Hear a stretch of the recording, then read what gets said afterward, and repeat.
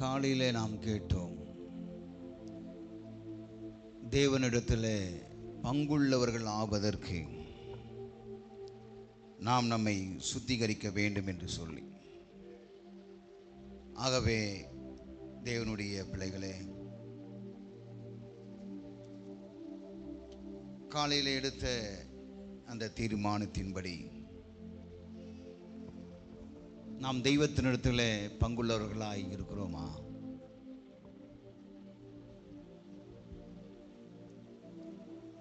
சுதந்திரம் பரலோகத்தில் வைக்கப்பட்டிருக்கிறது என்று அப்போஸ்தலனாகிய பவுல் சொல்லுகிறார். அந்த பங்கு தேவனிடத்திலே இருக்கிறது, பரலோகத்திலே இருக்கிறது. ஆகவே நாம் அந்த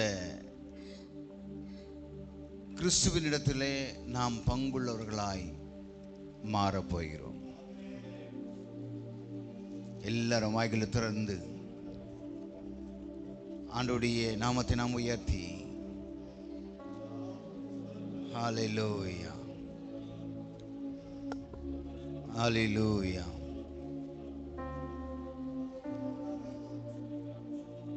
ஆண்டவராகிய இயேசு சீமோன் பேதுருவை நோக்கி சொன்னார், நான் உன்னை கழுவாவிட்டால் என்னிடத்தில் உனக்கு பங்கு இல்லை.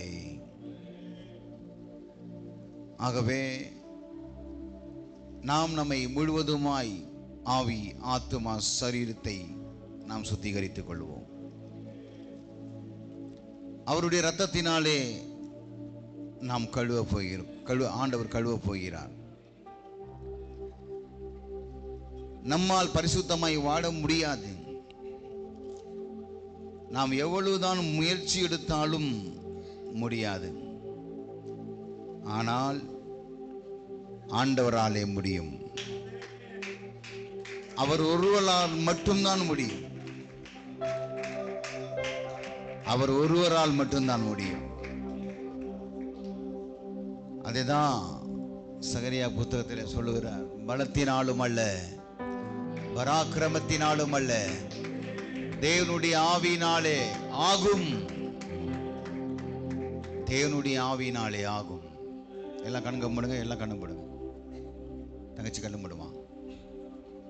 ஹல்லேலூயா, ஹல்லேலூயா, ஹல்லேலூயா. நன்றி ஆண்டவரே, ஹல்லேலூயா. உம்மை நன்றியோடு ஸ்தோத்திரிக்கிறோம். ஹல்லேலூயா, ஹல்லேலூயா, ஹல்லேலூயா. நாம் தேவனிடத்தில் பங்குள்ளவர்களாக இருக்க வேண்டுமானால் எதை செய்யணும் அப்படி என்று காலையில் ஆண்டவர் நம்மோடு கூட பேசினார். இன்றைக்கு புதிதாய் வந்திருக்கிற, மாலையில் வந்திருக்கிற பிள்ளைகள் தெரிந்து கொள்ள வேண்டும் என்பதற்காக அந்த வசனத்தை நான் வாசிக்கிறேன். அப்படியே கண்களை மூடிடுங்க. நம் தேவனிடத்தில் பங்குள்ளவர்களாகப்பட வேண்டுமானால் 2 பேதுரு 1 அதிகாரத்தில் 5வது வசனத்திலிருந்து நான் உங்களுக்கு வாசிக்கிறேன்.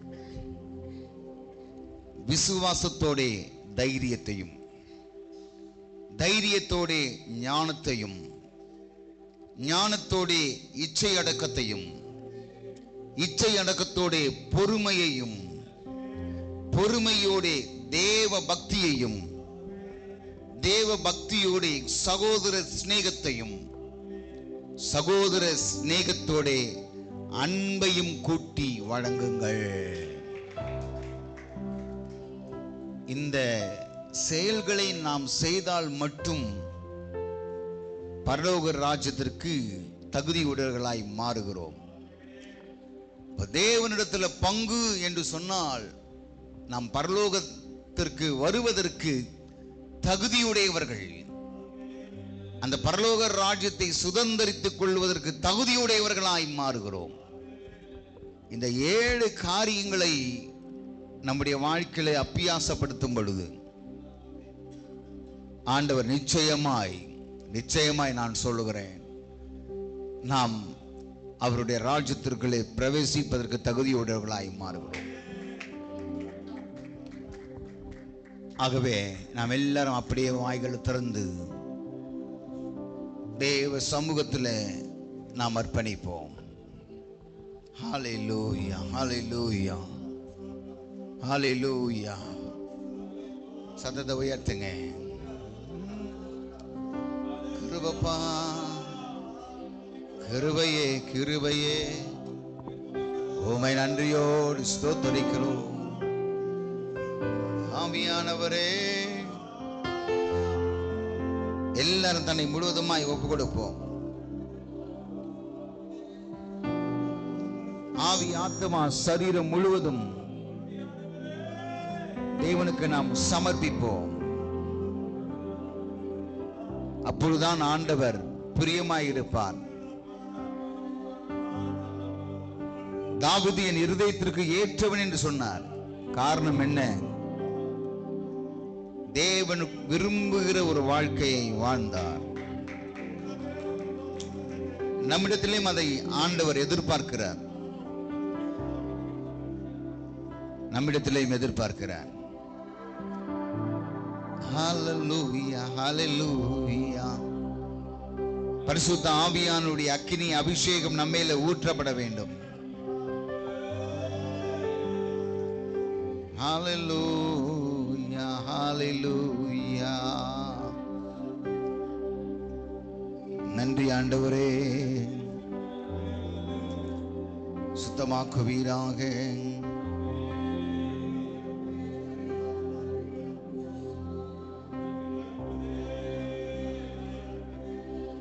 நன்றி, நன்றி, நன்றி அப்பா. ஹல்லேலூயா, ஹல்லேலூயா. கிருபையே, கிருபையே, கிருபையே. நன்றி ராஜா, நன்றி, நன்றி, நன்றி, நன்றி, நன்றி. எங்களுடைய எண்ணங்கள் எல்லாம் பரிசுத்தமாகட்டுமே. வீணான குழப்பத்தோடு குழம்பிக் கொண்டிருக்கிற எல்லா குழப்பங்களுக்கு ஒரு விடுதலை உண்டாகட்டும் ஆண்டவரே. சாத்தானின் கிரியைகளுக்கு ஆட்கொள்ளாதபடிக்கு தேவ பலத்தால் நாம் காக்கப்பட வேண்டும். Hallelujah, hallelujah, hallelujah, hallelujah.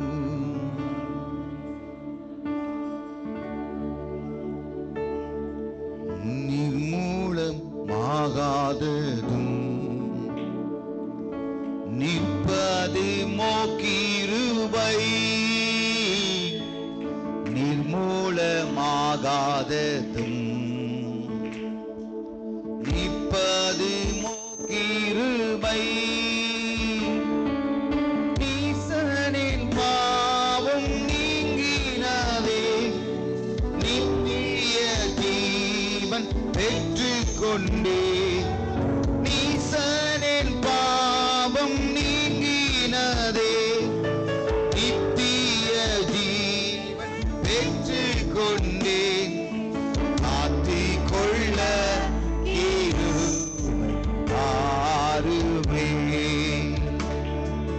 காத்திக்கொள்ள கிருபை தாருமே. தம் கிருபை பெரிதல்லோ, எம் ஜீவனிலும் அதே. இம்மட்டும் காத்ததுவே, இன்னும் தேவை கிருபை. எல்லாரும் கேட்போமா? இன்னும் தேவை கிருபை. பரிசுத்த ஸ்தலம் கண்டடைவேன் கிருபை. பரிசுத்த ஸ்தலம் கண்டடைவேன் கிருபை. மூடும் தீரை கிழிந்திடவே,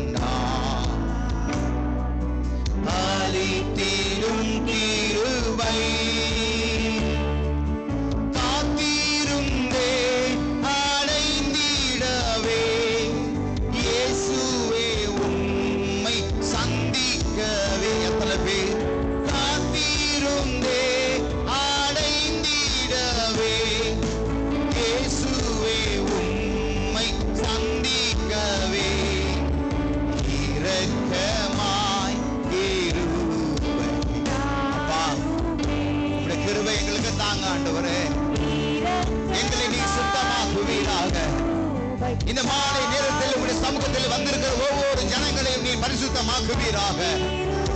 உங்களுடைய கிருபை பெரிது ஆண்டவரே. உங்களுடைய கிருபைக்காய் காத்திருக்கிற எங்களை நீ சுத்தமாக்குவீராக.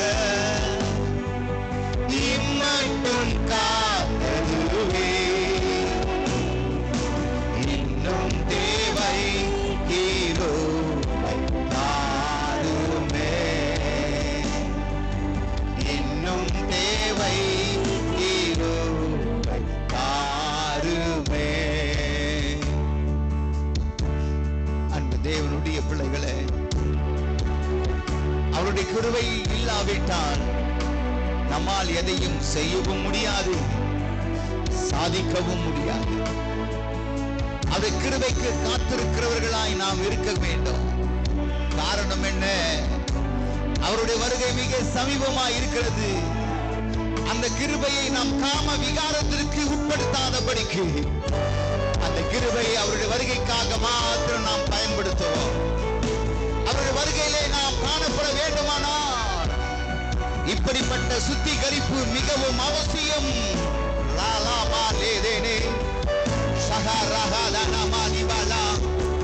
தேவனுடைய மகிமை ஒவ்வொரு நபர் மேலும் இறங்கி கொண்டிருக்கிறது. மாம்சத்தின் சிந்தைகள், மாம்சத்தின் கிரியைகள் இயேசுவை நாமத்தில் அழிக்கப்படுகிறது. நாம் தைரியமா கிருபாசன தண்டை நெருங்கி வந்திருக்கிறோம். அப்படிப்பட்ட ஒரு கிருபையை நாம் பெற்றிருக்கிறோம்.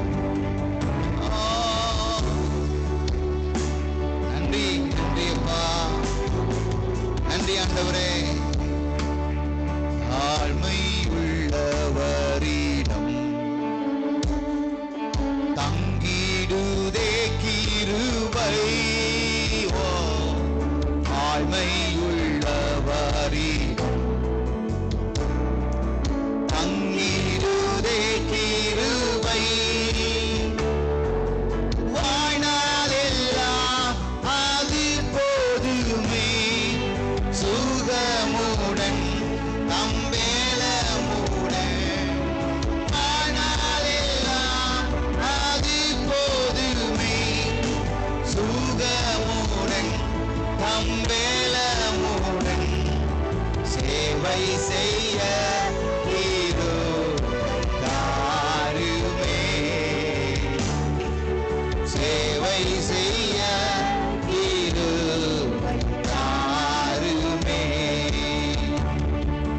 தம் கிருபை பெரிதல்லோ, என் ஜீவனிலும் அதே. இம்மட்டும் காத்ததுவே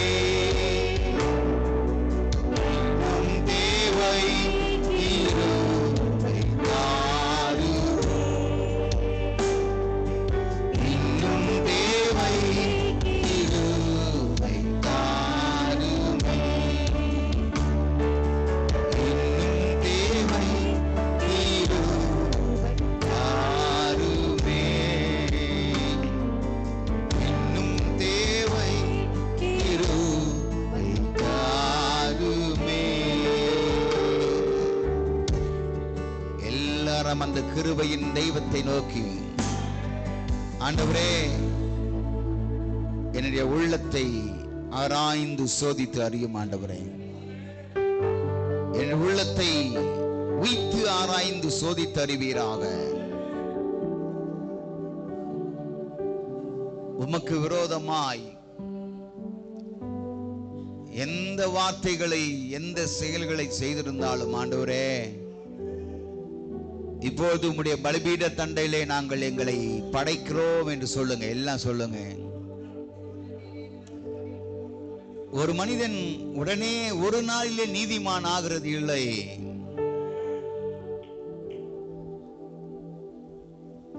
ஒவ்வொரு நாளும் அவன் நீதிமானாக்கப்படுகிறான். அதைதான் வெளிப்படுத்தல சொல்லுகிறது, நீதி செய்கிறவன் இன்னும் நீதி செய்யட்டும். ஒரு தொடர்ச்சியான நிகழ்வு. நான் நீதிமான் என்று யாரும் சொல்ல முடியாது, நான் நல்லவன் என்று எவரும் கூற முடியாது. ஏனென்றால் ஒவ்வொரு நாளும் அதனுடைய கிரியைகளை நாம் ஒவ்வொரு நாளும் நடப்பித்துக் கொண்டே இருக்க வேண்டும். கிருபைகளும் அப்படித்தான். கிருபை காலைதோறும் புதியவைகளாய் இருக்கிறது. இன்றைக்கு இந்த ஜெபத்தில் வந்தவர்களுக்கு கிருபை புதியது. இந்த கிருபை நாளை காலையில கிடைக்காது. ஏனென்றால் ஆண்டவருடைய கிருபை ஒவ்வொரு நாளும் புதிய புதிய கிருபைகளாய் இருக்கிறது. அதே போல என் அன்பு தேவனுடைய பிள்ளைகளே, நீதி செய்கிறாயா? இன்னும் நீதி செய், இன்னும் நீதி செய். பரிசுத்தமா இருக்கிறாயா? இன்னும் பரிசுத்தத்தின் மேல் பரிசுத்தம் அடை. அதுதான் ஆண்டவர் விரும்புகிறார். எல்லாம் போடுங்க. அமைதியா இருந்தீங்கன்னா நாம இந்த ஜெபத்துக்கு வந்ததே வேஸ்ட். ஏதோ அட்டெண்டன்ஸ் போடுவதற்காக நாம் வரவில்லை. நம்முடைய இருதயத்தை ஆண்டவருடைய சமூகத்தில் ஒப்பு கொடுப்பதற்காக வந்திருக்கிறோம். ஒப்பு கொடுக்கலைன்னா கஷ்டம். ஹல்லேலூயா, ஹல்லேலூயா, ஹல்லேலூயா. ஆண்டவரே, நாங்க சிறுகணும். ஆண்டவரே, நான் சிறுகணும், நீங்க பெருகணும். ஆண்டவரே, நாங்கள் உங்களுடைய சித்தத்தை செய்யணும். நீர் எப்படி பிதாவினுடைய சித்தத்தை செய்தீரோ அதே போல நாங்கள் உம்முடைய சித்தத்தை செய்யணும். ஆண்டவரே, அதற்கு நான் என்னை ஒப்பு கொடுக்கிறேன், என்னை சுத்திகரிக்கிறேன்.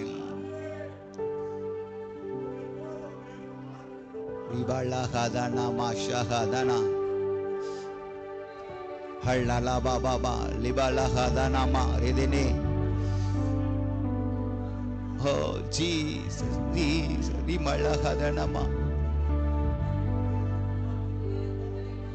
கனமுள்ள பாத்திரமாய் கர்த்தர் நம்மை ஒவ்வொருவரையும் மாற்றிக் கொண்டிருக்கிறார். வேதம் சொல்வது கனவீனத்திற்குரிய பாத்திரமும் இருக்கிறது, கனத்துக்குரிய பாத்திரமும் இருக்கிறது. நீங்களும் நானும் எப்படிப்பட்ட பாத்திரம்? கனத்துக்குரிய பாத்திரமாய் கர்த்தர் இன்றைக்கு உருவாக்கி கொண்டிருக்கிறார், உருவாக்கி கொண்டிருக்கிறார்.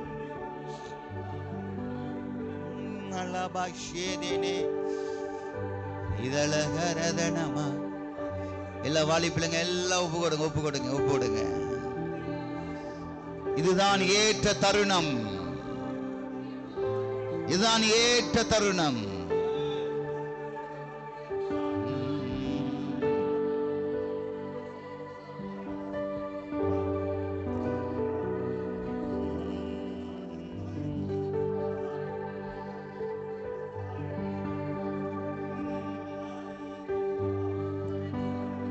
பலகதனமா எதனே ரெதனே பெரி பலகதனா சஹரி பலா. அக்னி காற்றை வீச செய்வீராக. சபை இப்பொழுதே பரிசுத்தமாகட்டும், சபை பரிசுத்தமாகட்டும். கிருபை, கிருபை, கிருபை, கிருபை, கிருபை.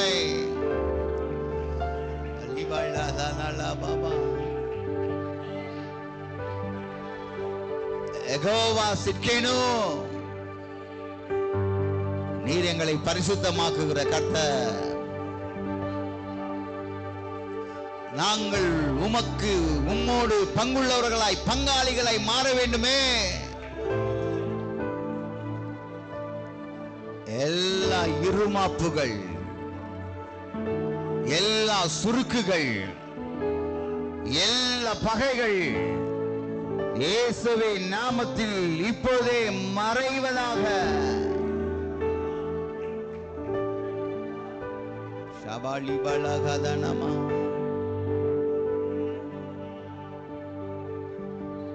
இருண்டதொரு வாழ்வு இன்னமும் வாழ்வு, இனியாவது திருமுகம் காண.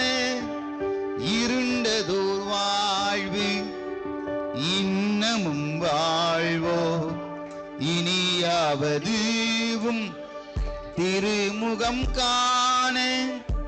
நாதாவும் ஸ்நேகம் பெருகட்டும் என்னில் நாதாவும் சிநேகம் பெருகட்டும் என்னில் என்னை காணுவோ உம்மை காணட்டும் கல்வாரி சிநேகம் கரைத்திடும் என்னை கல்மனம் மாற்றி கரைந்தோட செய்யும் கல்வாரி சிநேகம் கரைத்திடும் என்னை கல்மனம் மாற்றி கரைந்தோட செய்யும் கல்வாரி சிநேகம்.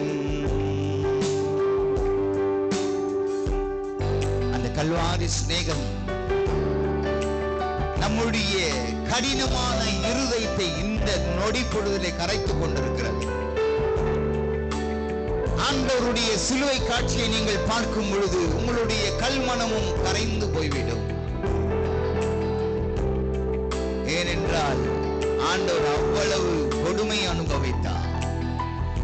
அதற்காக நமக்காக. அதை நிமித்தம் நம்முடைய இருளான வாழ்க்கை எல்லாம் மாறிவிட்டது. நல்ல ஒளிமயமான ஒரு வாழ்வை ஆண்டவர் நமக்கு கொடுத்திருக்கிறார். அதை கட்டி காத்துக் கொள்வதற்கு, அதை பாதுகாத்துக் கொள்வதற்கு இப்படிப்பட்ட ஒரு சுத்திகரிப்பு அவசியம்.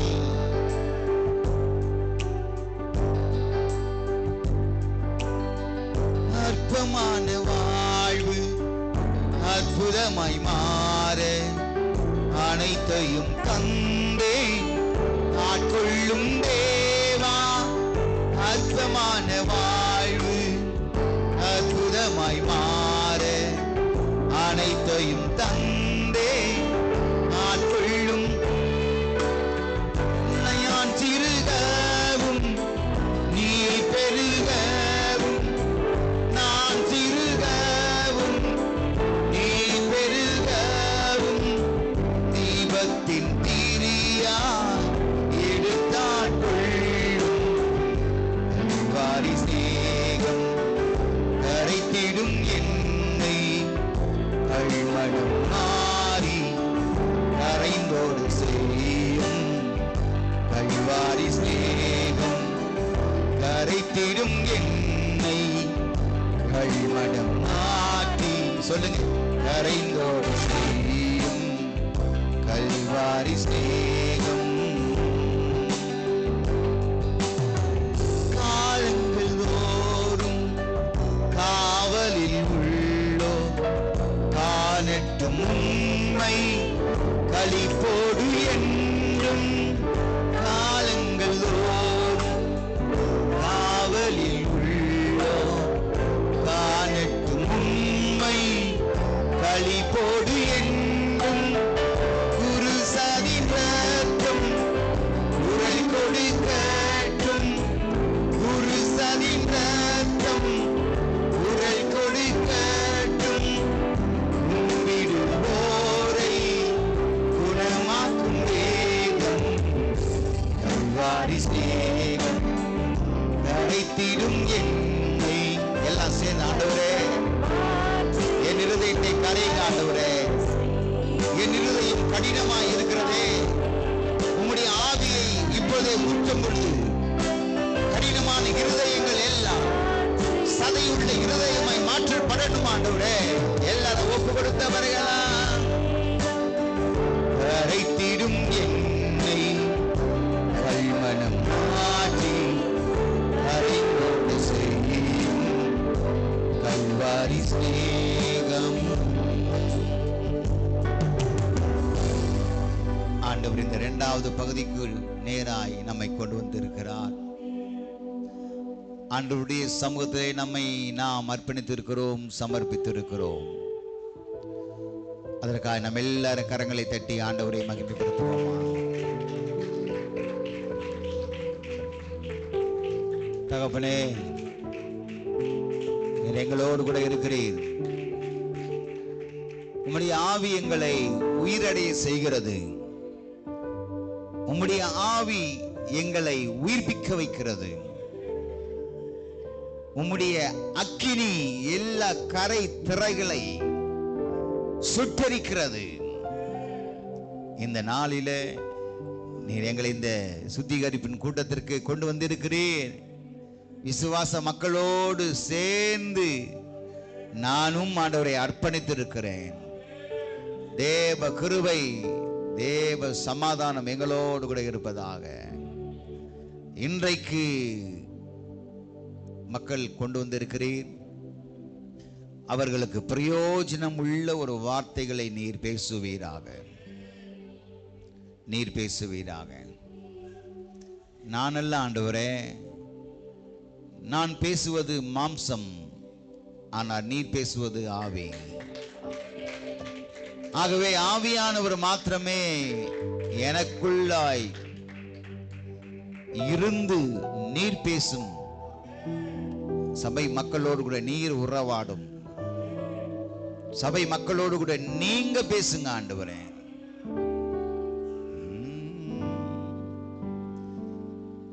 அப்படியே நீ செய்ய போகிறதற்காய் நன்றி.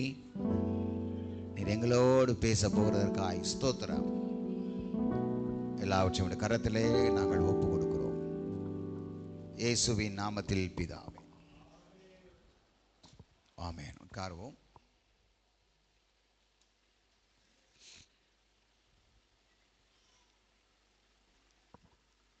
கர்த்தருடைய பரிசுத்த நாமம் மகிமைப்படுவதாக. காலையில் வந்தவர்களுக்கு பிரயோஜனமாய் இருந்தால் ஒரு ஆமீன் சொல்லுங்க பார்க்கலாம். உண்மையா சொன்னீங்க. காலில் வந்தவர்கள் பேசின வார்த்தைகள் பிரயோஜனமாக இருந்தால் ஒரு ஆமீன் சொல்லுங்கன்னு சொன்னேன். ஆமீன் சொல்லுங்களேன். அப்போ ஏன் ஜெபம் பண்ண வரல? நான் கூப்பிட்ட பிற்பாடு ஏன் நீங்கள் ஜெபிக்க வரல? அல்லேலூயா. ஏனென்றால் கொஞ்சம் தயக்கமாக இருக்கு இல்லை? அந்த தயக்கங்கள் தாறுமாறாக்கப்படுவதாக. ஒருத்தர் மட்டும் தான் கை தட்டுறாரு.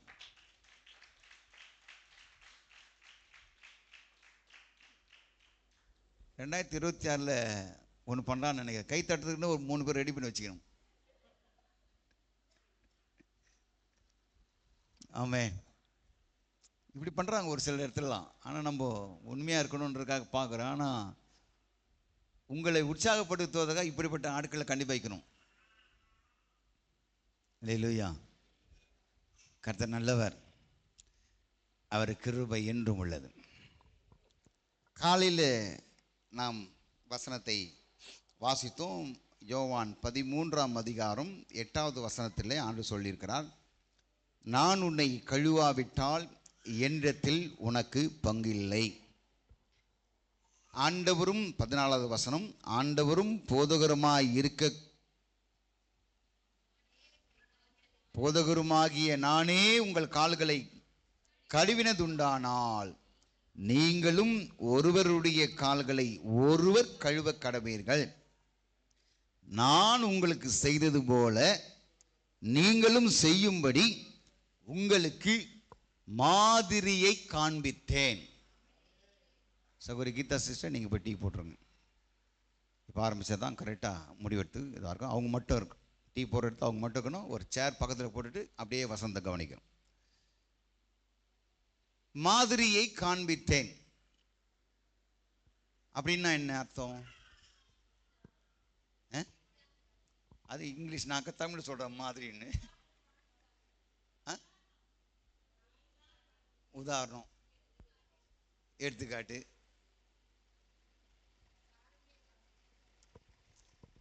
இதை நீங்களும் செய்யணும் அப்படின்னு அர்த்தம். நான் செஞ்சேன்ல, நீங்களும் செய்யணும்.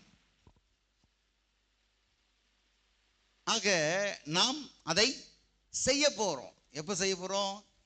31ஆம் தேதி, மன்னிக்கிறோம் 1ஆம் தேதி காலையில் விடிய காலம், அதுவும் குளிரில் நாம் பண்ண போகிறோம். ஏன் இதை செய்யணும்? ஏன் முன்னோர்கள், ஆதி அப்போஸ்தலர்கள், அதாவது நான் சொல்ல போனால் நாங்கள் வளர்க்கப்பட்ட போதகன்மார்கள் ஏன் அதை செய்தார்கள் அப்படின்னா இதுதான் காரணம். ஆண்டவரும் போதகருமாகிய நானே உங்கள் கால்களை கழுவினது உண்டானா. உலக ரட்சகர், வானத்தையும் பூமியையும் உண்டாக்கின கர்த்தர் உங்களை என்னை உண்டாக்கினார். அவரே கழுவினது உண்டானால் நாமும் கண்டிப்பாய் கழுவ வேண்டும். அதனால் எல்லா கால பூச்சியும் கழுவினா போதுமா? அது அல்ல. நாம் நம் தாழ்மையை ஆண்டவருக்குள் இருந்த அந்த தாழ்மையின் சிந்தை நமக்குள்ளே இருக்க வேண்டும். அந்த தாழ்மையின் சிந்தையோடு கூட நம் கால்களை கழுவ வேண்டும். அப்போதான் ஆண்டு சொல்றார், என்னிடத்திலே உனக்கு பேதுருவே, நீ கால்களை கழுவில்னா, நான் உன் கால்களை கழுவில்னா என்னத்தில் உனக்கு பங்கு இல்லை அப்படின்னு சொல்லிட்டார். இது காலையில் சொல்லப்பட்ட ஒரு வார்த்தை. அதனுடைய தலைப்பு என்ன? தேவனிடத்தில் பங்குள்ளவர்களாக இருப்பதற்கு நாம் நம்மை சுத்திகரிக்க வேண்டும். இப்போ இரண்டாவது பகுதியில் வந்திருக்கிறோம். இதே யோவான் தான் அழகா சொல்றார். 1 யோவான் 3ஆம் அதிகாரத்தை நாம் திருப்பிக் கொள்வோம். 3ஆம் அதிகாரம், 1 யோவான் 3ஆம் அதிகாரம் 3வது வசனத்தை நான் வாசிக்கிறேன். 1 யோவான் 3ஆம் அதிகாரம் 3வது வசனம். அவர் மேல் அப்படின்னா 2வது வசனத்திலிருந்து நான் 1வது வசனத்திலிருந்து வாசிக்கிறேன். 1வது வசனத்திலிருந்தே வாசிக்கிறேன். நாம் தேவனுடைய பிள்ளைகள் என்று அழைக்கப்படுவதினாலே பிதாவானவர் நமக்கு பாராட்டின அன்பு எவ்வளவு பெரிதென்று பாருங்கள். உலகம் அவரை அறியாதபடியினாலே நம்மையும் அறியவில்லை. பிரியமானவர்களே, இப்பொழுது தேவனுடைய பிள்ளைகளாய் இருக்கிறோம். இனி எவ்விதமாய் இருப்போம் என்று இன்னும் வெளிப்படவில்லை.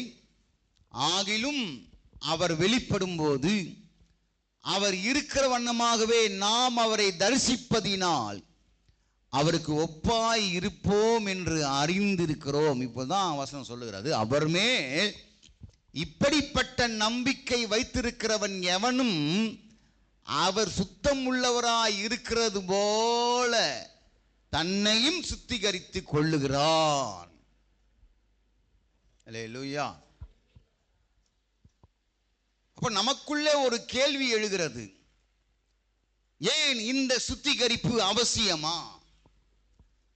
சபைகளுக்கு இன்றைக்கு இப்படிப்பட்ட ஒரு கூட்டங்கள் அவசியமா என்ற கேள்வி அநேகருக்கு எழும்புகிறது. இன்னும் சொல்ல போனா ஊழியக்காரர்களுக்கும் எழும்புகிறது.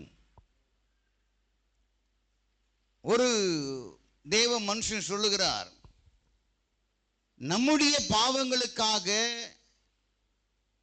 அவர் சிலுவையிலே சுமந்தார். இனி நாம் பாவி அல்ல, நாம் நீதிமானாக்கப்பட்டிருக்கிறோம். ஆகவே நீ என்ன செய்தாலும் பரவாயில்ல, பாவம் செய்தாலும் பரவாயில்ல, அக்கிரமம் செய்தாலும் பரவாயில்ல, ஒரு முறை நீ ஆண்டவரை ஏற்றுக்கொண்டா போதும், கிருபையிலே பரலோகத்துக்கு போகலாம். இது இன்றைக்கு இந்த நாட்களில் இருக்கக்கூடிய நூதனமான உபதேசங்கள். இன்றைக்கு பிசாசு முழு உலகத்தையும் தன்னுடைய கட்டுப்பாட்டுக்குள் கொண்டு வந்து விட்டான். இன்னும் கொஞ்சம் தான் இருக்கு, இன்னும் ஒரு 1% தான் இருக்கு. அந்த 1%ம் அந்த அவனுடைய கட்டுப்பாட்டுக்குள் வந்துவிட்டால் நம்ம ஆண்டவர் சீக்கிரமா வந்துடுவார். எத்தனை பேர் நம்புறீங்க? அல்லேலூயா. ஏனென்றால் ஆண்டவருடைய வேலை நம்மை இருளின் ஆதிக்கத்திலிருந்து விடுவிக்கப்படுவதற்கு சிலுவை மரத்திலே ஆண்டவர் தொங்கினார், மரித்தார், அடக்கம் பண்ணப்பட்டார், உயிர்த்தெழுந்தார். அதே போல இவனும் பிசாசுக்கென்று ஆயத்தப்படுத்த இருக்கிற நித்திய ஆக்கைக்கு நேராய் ஒரு கூட்டத்தை கொண்டு செல்ல வேண்டும் என்பதற்காக அவனும் போராடி கொண்டிருக்கிறான். ஆண்டவரும் ஒரு பக்கம் எதிர்பார்த்து கொண்டிருக்கிறார், ஆண்டவரும் ஆண்டவருடைய பிள்ளைகளும் ஒரு பக்கம் போராடி கொண்டிருக்கிறோம். பிசாசினால் பிறந்தவர்கள், பிசாசினுடைய கிரிகளுக்கு ஆட்பட்டவர்கள், அவர்களும் அந்த நித்திய ஆக்கினைக்கு நேராய் கொண்டு செல்ல வேண்டும் என்று சொல்லி அவனும் போராடி கொண்டிருக்கிறான். அப்படிப்பட்ட ஒரு சூழ்நிலை இருக்கக்கூடிய இந்த காலகட்டத்திலே இப்படிப்பட்ட சுத்திகரிப்பு கூட்டங்கள் நிச்சயமாய் அவசியம். ஒருத்தர் சொன்னார், ஒரு சகோதரன், பாவி பாவி பாவி பாவி பாவிலாம் சொல்லக்கூடாது அப்படின்னார். ஹல்லேலூயா. நாம் மேலானவைகளை நாடுகிறவர்கள் தான், நாம் மேலான சிந்தை உடையவர்கள் தான். பாவி என்று யாரும் அழைக்கவில்லை, பாவி என்று யாரும் உங்களை சொல்லவில்லை. ஆனால் அப்படிப்பட்ட பாவத்திலிருந்து விடுதலையாக வேண்டும் என்று தான் ஆண்டவர் இந்த இடத்துல சொல்லுகிறார். அல்லேலூயா. இங்கே வேத வசனம் என்ன சொல்லுகிறது? அவர் மேல் இப்படிப்பட்ட நம்பிக்கை வைத்திருக்கிற எவனும், நீ யாராய் இருக்கலாம், எப்படிப்பட்ட மனிதர்களாய் இருந்தாலும், நீ எந்த குலத்தனோ எந்த ஜாதியானோ எந்த மதத்தினரோ எந்த நாடு சார்ந்தவர்களோ இருந்தாலும், எப்படிப்பட்டவனா இருந்தாலும், அவர் ஆண்டவராகி இயேசு சுத்தமுள்ளவராய் இருக்கிறது போல தன்னையும் சுத்திகரித்துக் கொள்ளுகிறான். அப்ப ஏன் இந்த சுத்திகரிப்பு அவசியம்?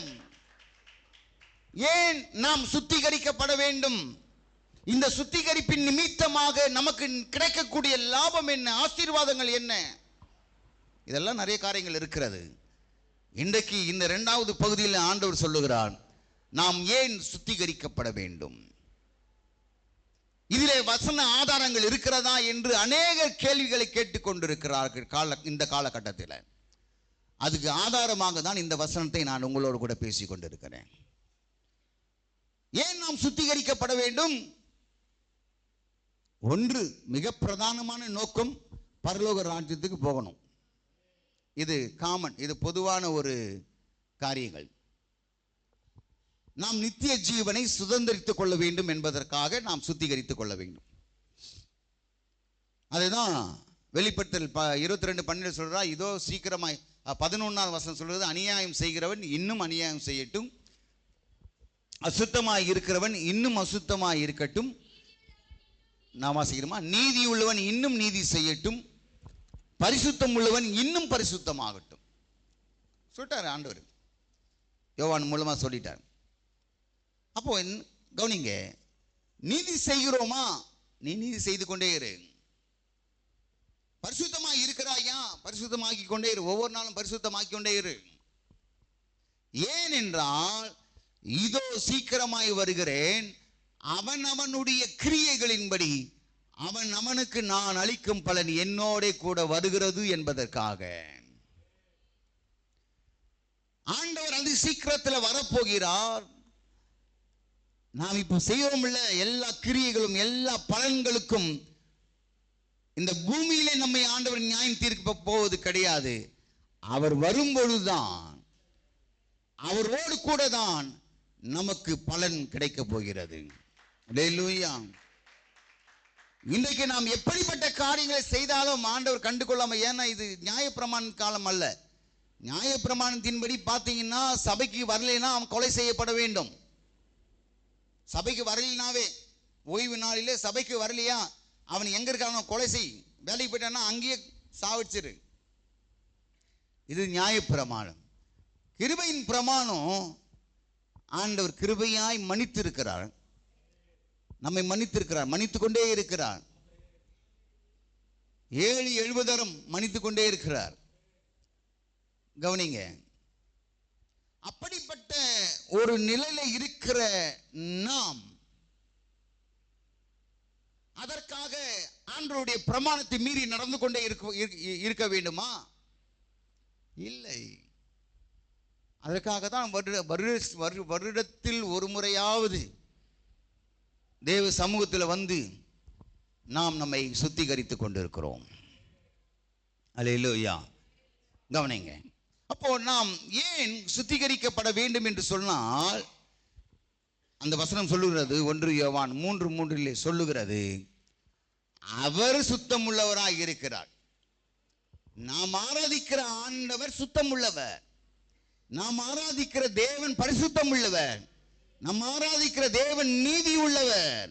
ஆகவே நாம் சுத்தமாய் இருக்க வேண்டும். கைகளை தட்டி ஆண்டவரை மகிமைப்படுத்துவோம். இதுதான் ஒரு ஒரு ஒரு மிக முக்கியமான ஒரு காரணம். அது நியாயப்பிரமாணமா இருக்கட்டும், அதை பழைய ஏற்பாட்டு காலங்களா இருக்கட்டும், புதிய ஏற்பாட்டு காலமா இருக்கட்டும், ஆண்டு சொல்றார் லேவியராகும் புத்தகத்தில், நான் பரிசுத்தர், நான் பரிசுத்தராய் இருக்கிறது போல் நீங்களும் பரிசுத்தராய் இருங்கள். இஸ்ரவேல் ஜனங்களை பார்த்து சொல்றார், இஸ்ரவேல் புத்திரர்களை பார்த்து சொல்லுகிறார். ஏன் தெரியுமா? நாம் பரிசுத்தம் உள்ள தேவன். இந்த உலகத்தில் எத்தனையோ 300 கோடி தெய்வங்கள் இருக்கிறது. அவர்கள் எல்லாரும் பரிசுத்தமானவர்கள் அல்ல, சுத்தமானவர்கள் அல்ல. நாம் ஆராதிக்கிற ஆண்டவர் மட்டுமே சுத்தம் உள்ளவர். அவர் தைரியமா சொல்லுகிறார், அவர் தைரியமா சொல்றார், நான் சுத்தம் உள்ளவராயிருக்கிறேன், நான் பரிசுத்தம் உள்ளவராயிருக்கிறேன், ஆகையால் நீங்களும் பரிசுத்தம் உள்ளவர்களாய் இருங்கள். லேவியராகமம் புத்தகம் 22ஆம் அதிகாரம் 32ஆம் வசனம். லேவியராகமம் 22:32. என் பரிசுத்த நாமத்தை பரிசுத்த குலைச்சல் ஆகாதிருப்பீர்களாக. நான் இஸ்ரவேல் புத்திரர் நடுவே பரிசுத்தர் என்று மதிக்கப்படுவேன். நான் உங்களை பரிசுத்தமாக்குகிற கர்த்தர். என் அன்பு தேவனுடைய பிள்ளைகளே, நம்மை பரிசுத்தப்படுத்துகிறவர் நம்முடைய பரிசுத்த ஆவியானவர் மட்டுமே, ஆண்டவராகிய இயேசு மட்டுமே. அவருடைய ரத்தம் தான் நம்மை சுத்திகரித்துக் கொண்டிருக்கிறது. வேறு எதினாலும் உலக பிரகாரமான எந்த விதமான மருந்துகளினாலே நாம் சுத்தப்படுத்த முடியாது. ஒருவேளை நாம் சுத்தப்படுத்தி கொண்டு போவோமானால் அது வெளியில போனாலே அதோடு அழுக்காகிவிடும். அந்த சுத்தத்தை ஆண்டவர் எதிர்பார்க்கவில்லை, உன்னுடைய உள்ளான சுத்தத்தை ஆண்டவர் எதிர்பார்க்கிறார். அல்லேலூயா. அந்த உள்ளான வெளிப்பிரகாரமான சுத்தப்படுத்த வேண்டுமானால் அநேக சோப்புகள் இருக்கிறது, வெளி தேசத்து வெளிநாட்டு அநேக இருக்கிறது. ஆனால் உள்ளான அந்த மனதை, சிந்தையை, இருதயத்தை சுத்தமாக்க வேண்டுமானால் அது நம்முடைய ஆண்டவராக இயேசுவால் மட்டுமே முடியும். அல்லேலூயா. அவரால் மட்டும்தான் முடியும், வேறு எவராலும் எந்த தேவர்களாலும் முடியாது. ஆகவே என் அன்பு தேவனுடைய பிள்ளைகளே, அவர் பரிசுத்தராய் இருக்கிறார், அவர் சுத்தமுள்ளவராய் இருக்கிறார். ஆகவே தான் இன்றைக்கு இந்த நேரத்தில் நாம் சுத்தப்படுத்த வேண்டும் என்பதற்காக நாம் சுத்திகரிப்பு கூட்டத்திலே வந்திருக்கிறோம். அல்லேலூயா. அதனாலே 5வது வசனத்தை வாசிக்கும். 3ஆம் அதிகாரம் 5ஆம் வசனம் சொல்லுவது, அவர் நம்முடைய பாவங்களை சுமந்து தீர்க்க வெளிப்பட்டார் என்று அறிவீர்கள், அவரிடத்தில் பாவம் இல்லை. அல்லேலூயா. அவரிடத்தில் பாவம் இல்லை, அவரிடத்தில் எந்த விதமான கரைகளோ இல்லை. அப்படிப்பட்ட தெய்வத்தை வணங்கி கொண்டிருக்கிற நாம் அவருடைய பிள்ளைகளாய் இருக்கிறோம், அவராலே உருவாக்கப்பட்டிருக்கிறோம். நாம் எப்படி இருக்கிறோம் என்பதை இன்றைக்கு நிதானித்து அறியுங்கள். அல்லேலூயா. இதே 3வது அதிகாரத்தில் 9வது வசனம் சொல்லுகிறது, தேவனால் பிறந்த எவனும் பாவம் செய்யான், ஏனெனில் அவருடைய வித்து அவனுக்குள் தரித்திருக்கிறது, அவன் தேவனால் பிறந்தபடியினாலே பாவம் செய்ய மாட்டான். அல்லேலூயா. அல்லேலூயா. மேலுள்ள வசனம் சொல்றது, பாவம் செய்கிறவன் பிசாசினால் உண்டாயிருக்கிறான், ஏனெனில் பிசாசானவன் ஆதி முதல் பாவம் செய்கிறான், பிசாசினுடைய கிரியைகளை அடிக்கும்படிக்கே தேவனுடைய குமாரன் வெளிப்பட்டான். அல்லேலூயா. 2:29 சொல்லப்பட்டிருக்கிறது, அவர் நீதி உள்ளவராய் இருக்கிறார் என்று உங்களுக்கு தெரிந்திருப்பதினால் நீதியை செய்கிறவன் எவனும் அவரில் பிறந்தவன் என்று அறிந்திருக்கிறீர்கள். ஆகவே எனக்கு அன்பான தேவனுடைய பிள்ளைகளே, தேவனிடத்தில் எந்த விதமான பாவமும் இல்லை. அவன் நமக்காக தான் பாவமானான்.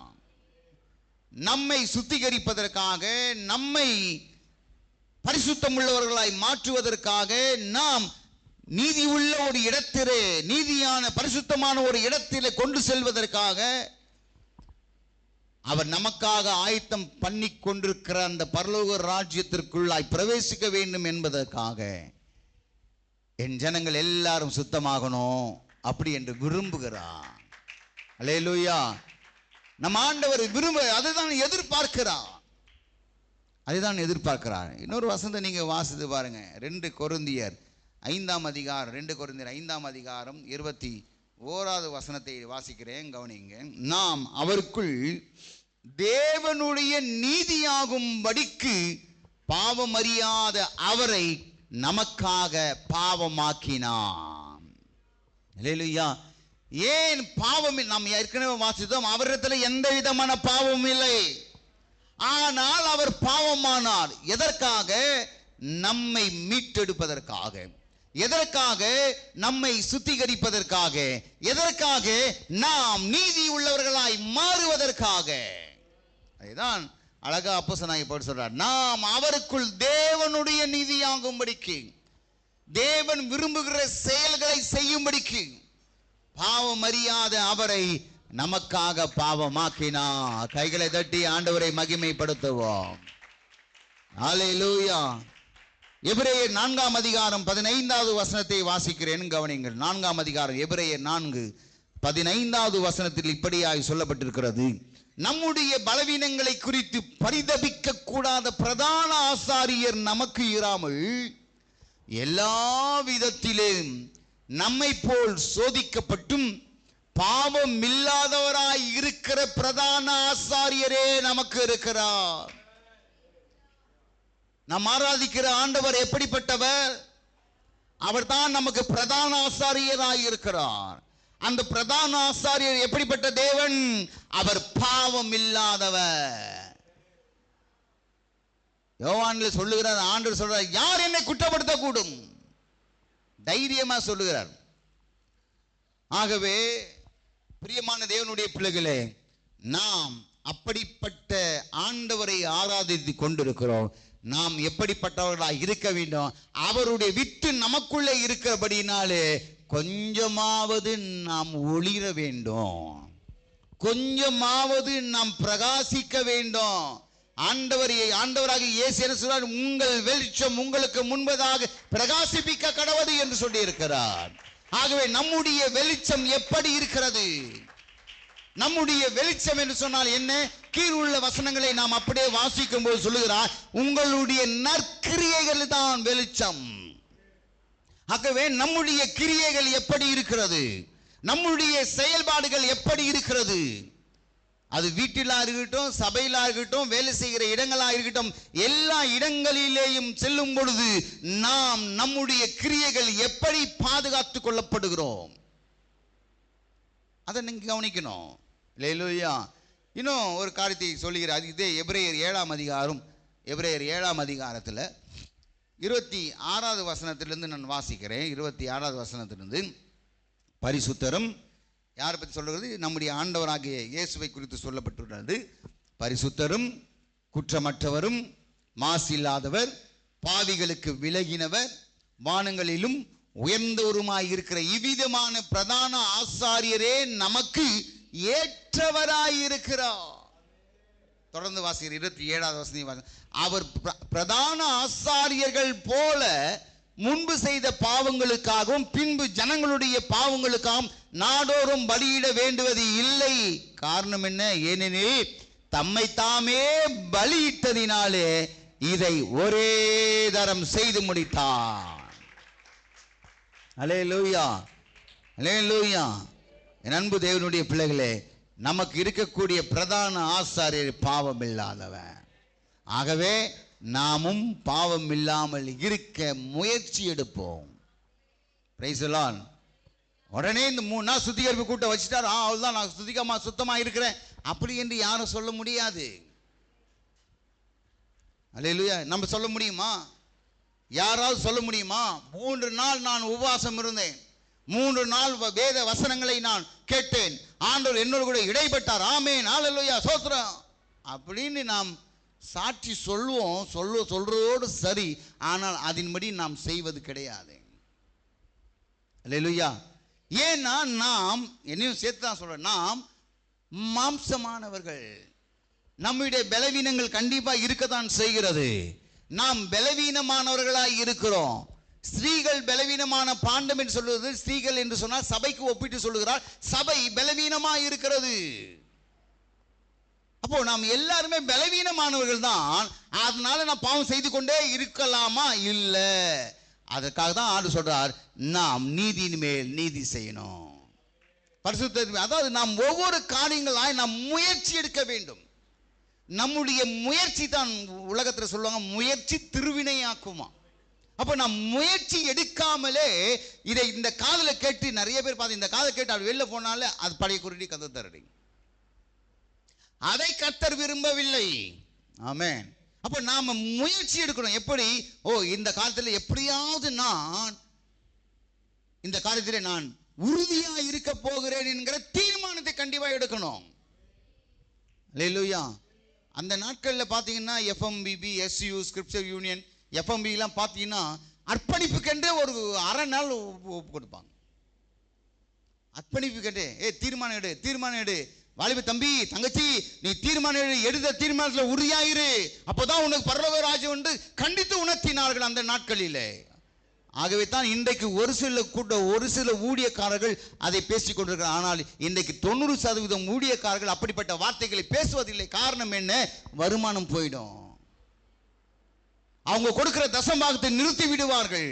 அவர்கள் கொடுக்கிற காணிக்கையை நிறுத்தி விடுவார்கள். சபைக்கு வர மாட்டார்கள், வேற சபைக்கு போவார்கள் என்று சொல்லி பயத்தின் நிமித்தமாக சத்தியத்தை மறைத்து போதித்துக் கொண்டிருக்கிறார்கள். அப்படிப்பட்டவர்களுக்கு ஆண்டவர் வரும்போது கண்டிப்பா பலன் உண்டு. அல்லேலூயா. ஆனா நாம் அப்படி அல்ல. சத்தியத்தை சத்தியமாய் போதிக்கக்கூடிய ஒரு ஊழியக்காரனாலே நான் வளர்க்கப்பட்டேன். அதில் ஓரளவுக்காவது உறுதியாய் இருப்பதற்கு நான் முற்பட்டு பிரயாசப்பட்டு கொண்டிருக்கிறேன். நான் முற்றும் துறந்த முனிவன் அல்ல. அல்லேலூயா, அல்லேலூயா. ஆக எனக்கு அன்பான தேவனுடைய பிள்ளைகளே, நீங்களும் நான் எதை சொல்ல வர்றேன்னா, நாம் முயற்சி எடுப்போம்.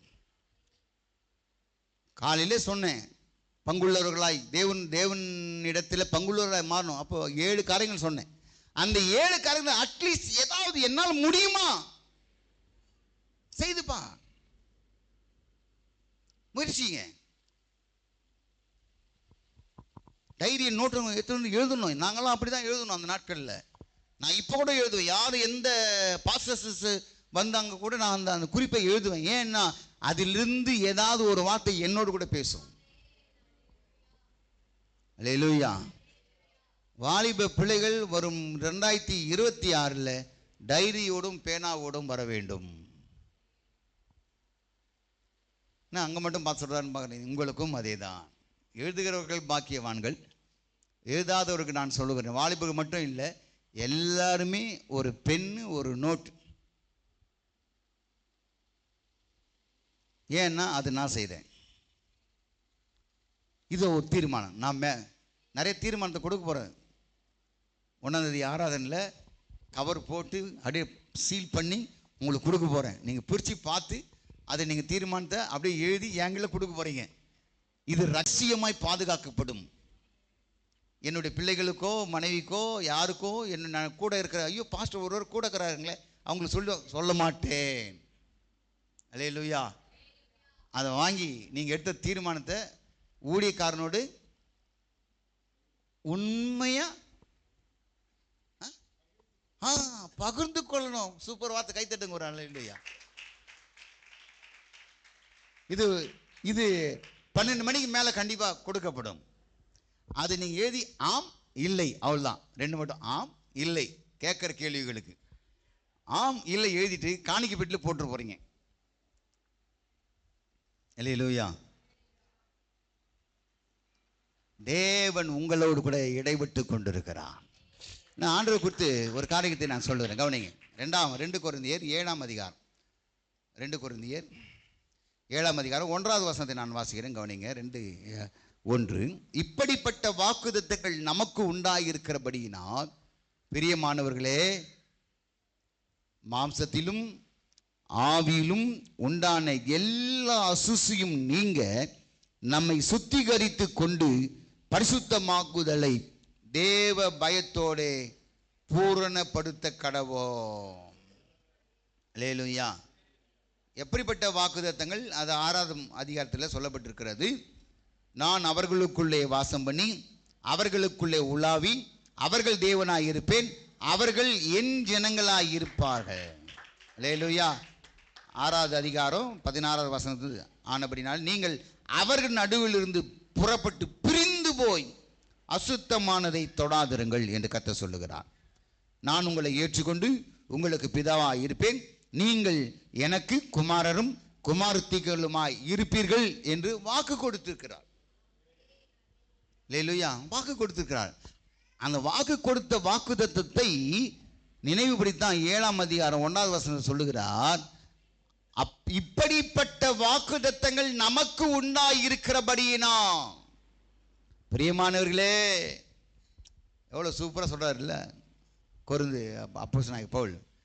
நம்மள யார் பிரியமானவர்கள்? அவருடைய இருதயத்திற்கு உகந்தவர்கள். அப்ப பிரியமானவர்களே, மாம்சத்திலும், மாம்சம்னா சரீரம், மாம்சத்திலும் ஆவி, ஆவினா உள்ளான மனுஷன். அல்லேலூயா. உள்ளான மனுஷன். ஆவியிலும் உண்டான எல்லா அசுசியும் நீங்க நம்மை சுத்திகரித்துக் கொள்ள வேண்டும். பரிசுத்தமாகுது தேவ பயத்தோட பூரணப்படுத்த கடவோம். அல்லேலூயா. அப்போ நம்ம என்ன செய்யணும்? நம்முடைய ஆவியிலும் சரீரத்திலும் இருக்கக்கூடிய எல்லா விதமான அசுசி, அப்படின்னா எல்லா விதமான கரைகள், தூசு. இங்க வேலை செஞ்சிருந்தோம், எல்லாம் முகம் ஃபுல்லா ஆயிடுச்சு. எல்லாமே மரம் வெட்டினா மரம் ஃபுல்லா மூஞ்சி வந்தது, வெல்டிங் பண்ணால் வெல்டிங் ஃபுல்லாக அந்த வாசனை. நம்ம அது ஒரு நாள் ஃபுல்லாக இருந்தது வாசனை.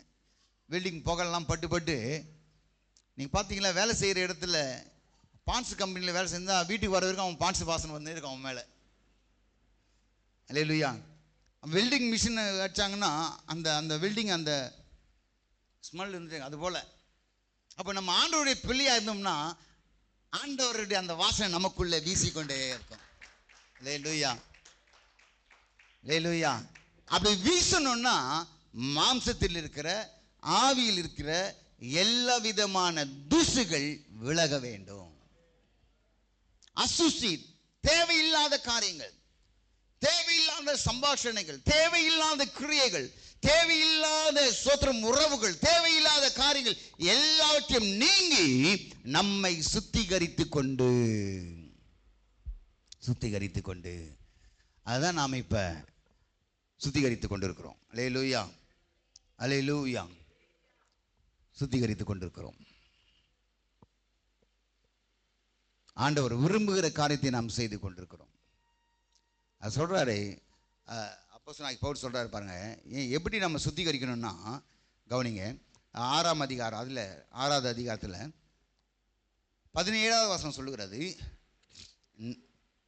அதாவது 16 கடைசியில் சொல்லுகிறார், நீங்கள் ஜீவனுள்ள தேவனுடைய ஆலயமாக இருக்கிறீர்களே. அப்போ நாம் யார்? ஜீவனுள்ள தேவனுடைய ஆலயம். நம்மை ஜீவனுள்ள தேவனுடைய ஆலயமாய் மாற்றி இருக்கிறார். ஆகவே 17வது வசனம் சொல்லுகிறது, நீங்கள் அவர்கள் நடுவில் இருந்து புறப்பட்டு பிரிந்து போய். இதுதான் ரொம்ப முக்கியம். நாம் பிரிந்து போய் அவர்கள் நடுவிலே. அப்ப அவர்கள் என்றால் யார்? புறஜாதி ஜனங்கள், ரட்சிக்கப்படாதவர்கள், தேவனுடைய ரத்தத்தினால் மன்னிக்கணும், கிறிஸ்துவனுடைய ரத்தத்தினாலே கழுவப்படாதவர்கள். அவர்களை தான் புறஜாதி ஜனங்கள் என்று சொல்லுகிறார். அப்ப புறஜாதிகள் நடுவில் இருந்து புறப்பட்டு பிரிந்து போக வேண்டும். அப்படின்னா ஒரு கிறிஸ்தவனுக்கு இருக்கக்கூடிய ஒரு அழகை பிரித்தெடுக்கப்படுகிற ஒரு அனுபவம். அதான் எல்லா அசுசிகள் நீங்க. அப்போ நமக்குள்ளே பிரித்தெடுக்கப்படக்கூடிய அனுபவம் உண்டாயிருக்கிறதா? ஒரு முறை ஒரு தீர்க்கதரிசி போறார். போய் இந்த குறிப்பிட்ட ஜனங்களை சபிக்க வேண்டும் என்று சொல்லி அழைக்கிறார். கவனிங்க, யாருன்னா இஸ்ரவேல் ஜனங்களை சபிக்க வேண்டும் என்று சொல்லி பாலாக் பிலேயாமை நோக்கி கூப்பிடுகிறார், கூடி கொடுத்து அழைக்கிறார். பிலேயாம் நல்ல தீர்க்கதரிசி, ஆனால் பின்னாலே ஒரு கள்ள தீர்க்கதரிசியாய் மாறினாள். கவனிங்க, அந்த பிலேயாம் சொல்லும்போது, நீ வந்து இந்த இஸ்ரவேல் ஜனங்களை சபிக்க வேண்டும். காரணம் என்ன? இந்த ஜனங்கள் விருத்தி அடைந்து கொண்டே போகிறார்கள், இவர்கள் வளர்ச்சி அடைந்து கொண்டே இருக்கிறார்கள், இவர்கள் நீ சபிக்க வேண்டும் என்று சொல்லி கூலி கொடுத்து அழைக்கிறார். அவன் போய் அப்படியே மலையில் நின்று பார்க்கிறான். இந்த இஸ்ரவேல் ஜனங்கள் மாற்றும் எப்படி இருந்தாங்களா? அவர்கள் பிரித்தெடுக்கப்பட்ட ஒரு அனுபவம் உடையவர். அது குறித்து நீங்கள் வாசித்து பாருங்கள். என்னாகமத்தின் புத்தகம் 23 ஒரு வசனம், அந்த வார்த்தை அழகாக பயன்படுத்தப்பட்டிருக்கும். என்னாகமும் 23:8-9. தேவன் சபிக்காதவனை நான் சபிப்பது எப்படி? கர்த்தர் வெறுக்காதவனை நான் வெறுப்பது எப்படி? கண்மலை உச்சிலிருந்து நான் அவனை கண்டு குன்றுகளிலிருந்து அவனை பார்க்கிறேன். அந்த ஜனங்கள் ஜாதிகளோட கலவாமல் தனியே வாசமா இருப்பார்கள். கைகளை தட்டி ஆண்டவரை மகிமைப்படுத்திக் கொண்டே இருங்க. அப்படியானால் உலகத்தானுக்கும் ஆவிக்குரியவனுக்கும் இருக்கக்கூடிய ஒரு வித்தியாசம் என்ன? ஒரு வித்தியாசம் என்பது வேறு பிரிக்கப்பட்ட ஒரு அனுபவம். அல்லேலூயா. வேறு பிரிக்கப்பட்டுட்டா அதன் பிற்பாடு பழைய சுபாவங்கள் நமக்குள்ளே வரக்கூடாது. அல்லேலூயா. பழைய சுபாவங்கள் இருக்கக்கூடாது, பழைய பேச்சுக்கள் இருக்கக்கூடாது, பழைய நடக்கைகள் இருக்கக்கூடாது. அல்லேலூயா. அப்ப இந்த பிலேயாம் நின்று கண்மலை உச்சில் இருந்து பார்க்கிறான், சபிக்க சொல்றானே. இந்த ஜனங்களை சபிப்பதற்காக வரும் பொழுது அவர்கள் ஜாதிகளோட கலவாமல் இருக்கிறார்கள். அப்படின்னா அந்த இடத்திலேயே ஒரு தீர்க்கதரிசி சபிக்க வருகிறான். அப்படிப்பட்ட பார்க்கும்போது இவர்கள் மாத்திரம் வேறு பிரிக்கப்பட்டு இருந்தார்கள். பார்க்கிறான், இந்த ஜாதியுள்ள கலவாமல் தனியாய் வாசமாய் இருப்பார்கள். அது கீழே ரொம்ப அற்புதமாக வார்த்தை சொல்லப்பட்டிருக்கும். யாக்கோபின் தூளை எண்ணத்தக்கவன் யார்? இஸ்ரவேலின் காற்பங்கை எண்ணுகிறவன் யார்? நீதிமான் மரிப்பது போல் நான் மரிப்பேனாக, என் முடிவு அவன் முடிவு போல் இருப்பதாக. அல்லேலூயா, அல்லேலூயா. என் அன்பு தேவனுடைய பிள்ளைகளே, நாம் கிறிஸ்தவர்கள், நாம் தேவனுடைய பிள்ளைகள். நமக்கும் மற்றவர்களுக்கும் உள்ள வேறுபாடு கண்டிப்பா இருந்தேதான் ஆக வேண்டும். அவன் பேசுற பேச்சு நாம பேசுறோம். அவன் மாமான்மா நாம மச்சானுவோம். ஆமே. ஏன்னா ரட்சிக்கப்பட்டு விட்ட பிற்பாடு நம்மளுடைய வாயிலிருந்து வரக்கூடிய வார்த்தைகள் நானும் அப்படித்தான் பேசிட்டு இருந்தேன். ஆனா என்றைக்கு ஊழியத்துக்கு வந்தேனோ அன்றைக்கு எல்லாமே போயிடுச்சு. அதுவும் ஊழியத்துக்கு வர்றதுக்கு முன்னாடி ஒரு முறை போயிடுச்சு. எப்படின்னா, எங்க அப்பா கொம்பு எடுத்து அடி அடின்னு அடிச்சாரு. மச்சான்னா, நான் உன் தங்கச்சி கொடுக்க போறேன்னு சொல்லி பலான்னு அடி அடின்னு அடிச்சாரு. தங்கச்சியை கட்டினா தான் மச்சான்னு சொல்லுவானுங்க. என் பொண்ணை போய் அவனுக்கு கொடுக்க போறியா? அடி, இயேசுவின் நாமத்தினால. அது சாதாரண நிர்வாணமா ஆக்கிட்டு அடிச்சாரு. அன்னைக்கு விட்டேன். அல்லேலூயா, அல்லேலூயா. ஏன் சத்தம் வரலப்பா? ஏன்னா நமக்கும் மற்றவனுக்கும் வேறு பிரிக்கப்பட்ட ஒரு வாழ்க்கை. நான் ஃபங்கு வச்சிருந்தேன் முதல்ல. இப்போ விடலான்னு பார்த்தா முடியல. இது வரைக்கும் வச்சிருந்தேன். ஃப்ரெண்ட்ஷிப் எல்லாம் வச்சிருந்தேன். நீங்க பார்த்தீங்களா? நீங்க பார்க்கலன்னு நினைக்கிறேன். சில நீங்க பார்த்தீங்களா? இல்லை, பார்த்துருக்கேன். சும்மா சிஸ்டர் பார்த்துருக்காங்க. இது வரைக்கும் வச்சிருப்பேன். ஏன்னா மியூசிக் ஆச்சே, நல்லா இருக்கணும் அப்படின்னு போனேன். இதெல்லாம் என்னைக்கு மாறிச்சுன்னா, ஊழியத்துக்கு என்னைக்கு வந்தேனோ, ரோட்டில் நின்று பேசுவேன். ஒவ்வொரு கேட்டுக்காக பேசுவேன். காம்பவுண்டுக்கிற எத்தனை கேட்டுக்குதோ அத்தனை கேட்டு ஃபுல்லாக அங்கங்கே வாடா அங்கே பண்ணின்னு பேசலாம். முன்ன சார்லஸ் கிர்லஸ் குட்டி கிட்டி எல்லாம் சேர்த்து அப்படி செட்டாக சேர்ந்து ஊர் கதை உலக கதை எல்லாம் பேசியே. ஆனால் நல்லா கவனிங்க, என்றைக்கு நான் ஆண்டவருடைய ஊழியத்திற்காக வந்தேனோ அன்றைக்கு முதல் விட்டது அந்த கேட்டை நின்று பேசுறதை விட்டேன். அல்லேலூயா. இதுல இன்னும் ஒரு பியூட்டின்னா, எல்லாரும் என்ன ஸ்டீபா வாடா போடான்னு பேசியிருந்தவங்கெல்லாம் என்னைக்கு நான் ஊழியத்தை வந்தேனோ பிரதர்ன்னு சொல்ல ஆரம்பிச்சாங்க. அதுதான் ஒரு கணம். அல்லேலூயா. அதான் ஒரு கணம். ஏன் ஏன் ஏன் என்ன சொன்னாங்க? இப்போ கூட சின்ன வயசாக இருந்தாலும் பெரியவங்களா இருந்தாலும் பிரதர் அப்படின்னு தான் சொல்ல, பேரிட்டு கூட மாட்டாங்க. இன்பாண்ண மறிச்சிட்டார். இன்பாண்ண ரொம்ப நேசிப்பார். என்ன ஜேடி அருளுடைய தம்பி, கவுன்சிலர் தம்பி, என்னை பார்த்தான்னா புகை பிடிச்சுன்னு இருப்பார். என்னை பார்த்தா அப்படி போட்டு அப்படியே அமைதியாக இருப்பார். தம்பி வாப்பா வாப்பா.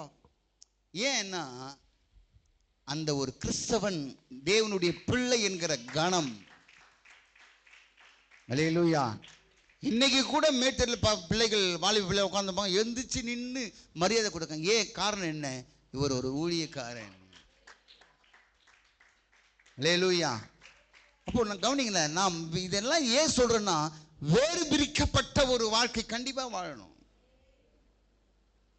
வேறு பிரிக்கப்பட்ட ஒரு வாழ்க்கை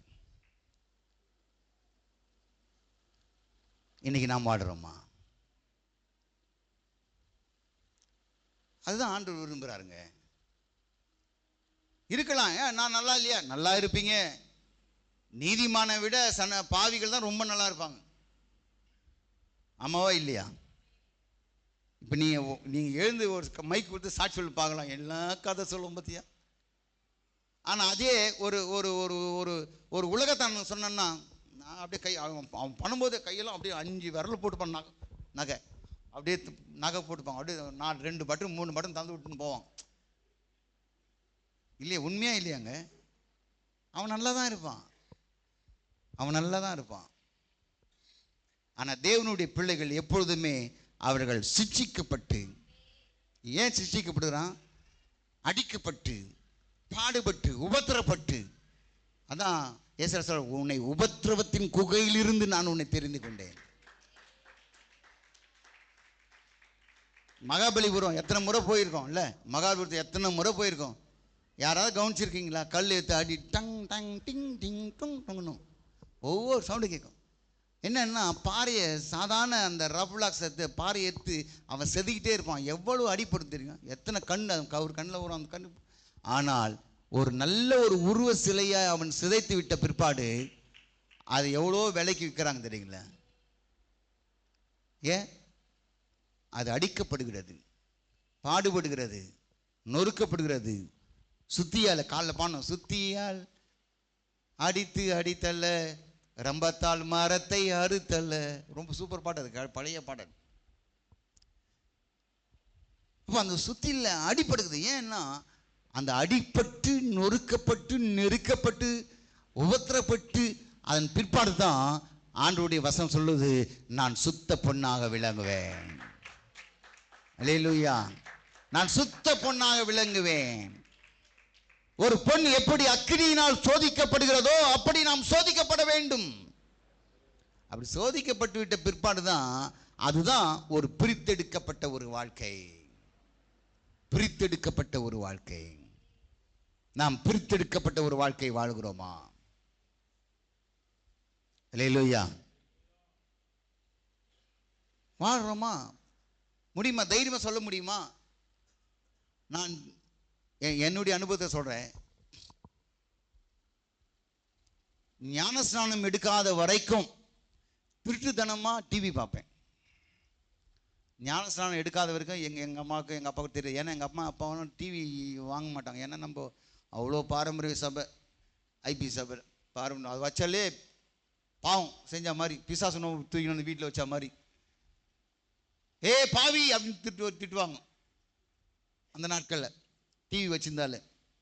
அதனால் டிவி வாங்கலை. நான் திட்டுத்தனமா இங்கே நேசமணி அக்கா வீட்டை போய் பார்ப்போம். அதான் பஞ்சாயத்து டிவி, எல்லாம் அங்கே போய் பார்ப்போம். கிரிக்கெட்டோ எதாக இருந்தாலும். அப்படின்னா பின்னாடி ஆச்சாரியோட வீடு இருந்து பேசினேன்னு அவங்க வீட்டு சவுதி குறித்து அங்கே போய் பார்ப்பேன். 1989 31 டிசம்பர் 31 ஞானஸ்நானம் எடுத்தேன். அதுக்கப்புறம் அந்த டிவியை பார்க்கறது விட்டுட்டேன். அல்லேலூயா. இப்போ டிவி பார்க்குறேன். டிவி பார்த்துறேன். எதை பார்ப்பேன்னா வெறும் நியூஸு, கிரிக்கெட், இது மாதிரி காரியங்கள்லாம் பார்ப்பேன். அந்த அப்போது வந்து ரொம்ப ஃபேமஸ் எது பார்த்தவங்கலாம் சொல்கிறாங்க பாரு, இல்லையா? அப்போ ஃபேமஸு ஒளியும் ஒளியும் தான். அது ஒரு இப்போ இன்ட்ரோ கொடுக்குற மாதிரி ஆசை சொன்னாங்க, கிறிஸ்மஸ்க்கு ஒரு இன்ட்ரோ கூட அப்படி உள்ளே போகணும் டேடி, அப்படி இன்ட்ரோ கூட உள்ளே வர மாதிரி அது ஒரு ஒளியும் ஒளித்துக்கு அது ஒரு இன்ட்ரோ கொடுப்பாங்க. அது கேட்ட உடனே குட்டுன்னு ஓடுவோம், எல்லாம் வெளில சுற்றின்னு உலகத்துக்கு எல்லாம் உள்ளே போய் அடங்கிடுவாங்க, கோழி குண்டு அடங்குற மாதிரி. அப்படி இருந்த ஒரு வாழ்க்கை எல்லாம் என்றைக்கு நான் ஞான ஸ்நானம் எடுத்தேனோ அன்றைக்கே மாறிவிட்டது. இப்பதான் உண்மை சொன்ன, இப்பதான் எங்க அம்மாக்கே தெரியும். இல்லையா? ஐயோ என் பிள்ளை பரிசுத்தமான பிள்ளை, ஐயோ என் பிள்ளை அப்படின்னு சொல்லி இருப்பாங்க. ஆனால் இதெல்லாம் செய்தவன் தான். என்றைக்கு நான் ஞானஸ்நானம், ஏன்னா என் பாஸ்டர் மேத்யூ பாஸ்டர் என்னை கூப்பிட்டாரு, நான் ஞானஸ்நானம் எடுக்கல பாஸ்டர்னு. அவங்கெல்லாம் உண்மையாலுமே அவர் தோரணே போதும் பயப்படுறேன். இப்போ கூட பயப்படுவேன். இப்போ கூட அன்றைக்கி வந்தாட்டில் இப்போ கூட ஒரு தூரத்தில் தான் கொஞ்சம் நின்று பேசுவேன். ஞானஸ்நானம் எடுக்க மாட்டேன் அப்படி. நான் ஏதோ சரியாக வரல, அவர்லாம் சொன்னாலும் பயங்கரமாக இருக்கும், மெட்ரி மேன் மாதிரி இருக்கும். இல்லை பாஸ்டர் கை கட்டி, இல்லை பாஸ்டர் அடுத்த வருஷம் ஏற்றுனேன், ஏன் எதனா பாவம் சரியா அப்படின்னுவார். இல்லை பாஸ்டர், ஏன்னா நம்மளுக்கு தான் தெரியுமே ஒளியும் அது இதெல்லாம் பார்க்கறது, வேணாம் பாஸ்டர், அதெல்லாம் வேணாம், கண்டிப்பாக நீ ஞாபகம் எடுத்து ஆகணும், போ உங்கள் அப்பா அம்மா கிட்ட நான் பேசுகிறேன் அப்படின்ட்டேன். அன்றைக்கு எடுத்த தீர்மானம் ஒரு சில நேரத்தில் இருக்கலாம், ஒரு சில நேரத்தில் நான் அறியாமலே ஒருவேளை பார்த்துருந்தாலும், அதான் நான் ரொம்ப பர்ஃபெக்ட்னு சொல்லலை, ஒருவேளை அறியாமல் ஏதாவது செய்திருந்தாலும், ஆனால் இது வரைக்கும் அதில் உறுதியாக நிற்கிறேன். அல்லேலூயா. ஏன் நான் சொல்கிறேன் தெரியுங்களா? இதெல்லாம் தான் ஒரு பிரித்தெடுக்கப்பட்ட ஒரு அனுபவம். நீங்கள் 2026 யார் வீட்டிலலாம் டிவி இருக்குது சொல்லுங்க பார்க்கலாம், கை உயர்த்துங்க. யார் வீட்டிலாம் டிவி இருக்குது? 3 வீட்டில் தானே இருக்குது. ஐயோ உங்கள் வீட்டிலலாம் இல்லையா? அவ்வளோ நல்லவங்களா? எல்லா வீட்டும் டிவி இருக்குது. நான் சொல்லாமல் கொள்ளாமல் ஒரு நாள் வரப்போகிறேன், இதோ சீக்கிரமாய் வருகிறேன், அவனவனுடைய கிரியைகளின்படி அவனவனுக்கு நான் அடிக்கும்படி என்னோடு கூட வருகிறேன். அந்த நேரத்தை அப்படியே அவசரப்பட்டு ஓடி ரிமோட்டை உடைச்சி ஒரு முறை அந்த சம்பவம் நடந்துச்சு. வருது. அல்லேலூயா, அல்லேலூயா. உடைச்சு இயேசுவின் நாமத்தில்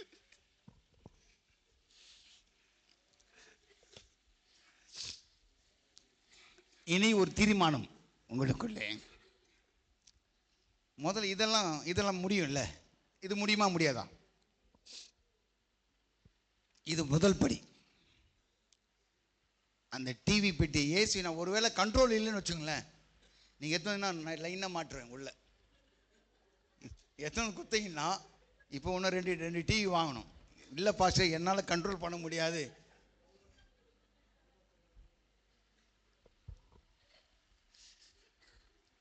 இங்கே 2 நடுவில் 2ன்னா அழகாக நீட்டாக சும்மா சூப்பராக ஆவியில் நிரம்பி அப்படியே பாட்டை பாடி ரொம்ப அந்நிய பாஷையில் நிரம்புவாங்க. நீங்கள் கொடுத்தீங்கன்னா உங்கள் பேர் சொல்ல மாட்டேன். அல்லேலூயா. எல்லாமே ரகசியமாய் பாதுகாக்கப்படும். Praise the Lord. கர்த்தர் நல்லவர், அவர் கிருபை என்றும் உள்ளது. அல்லேலூயா. நாம் பிரித்தெடுக்கப்பட்ட ஒரு அனுபவம் நமக்குள்ளே உண்டாக வேண்டும். பிரதர் சொன்னார், காளிதாஸ் பிரதர், மணிக்கணும் கிறிஸ்துதாஸ் பிரதர், ஐயா நான் ஞாபகத்திலிருந்து டிவி ஆன் பண்ணுறதே இல்லை ஐயா. அல்லேலூயா.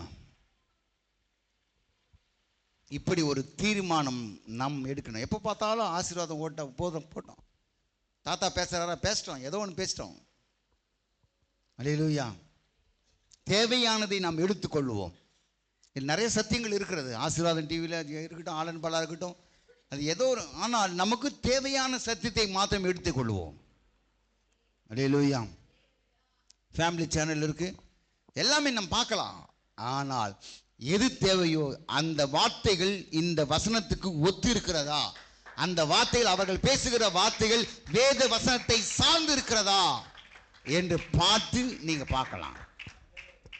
ஆமென். அதனால நீ டிவியே இருக்க வேணான்னு சொல்லலை, இருக்கட்டும். ஒரு கத்தி வீட்டில் இருக்கு, கண்டிப்பா அவசியம். அந்த கத்தி எடுத்து நம்ம வெட்டிக்க மாட்டோம். ஆமாவா இல்லையா? வெட்டிக்க மாட்டோம். கத்தி எடுத்து கத்தி இருக்கா, நாலு ஐயோ ரத்தம் வருது, வெட்டிக்க மாட்டோம். அதை எப்படி எதற்காக பயன்படுத்துகிறோமோ அதற்காக தான் அந்த கத்தி பயன்படுத்தப்படும்.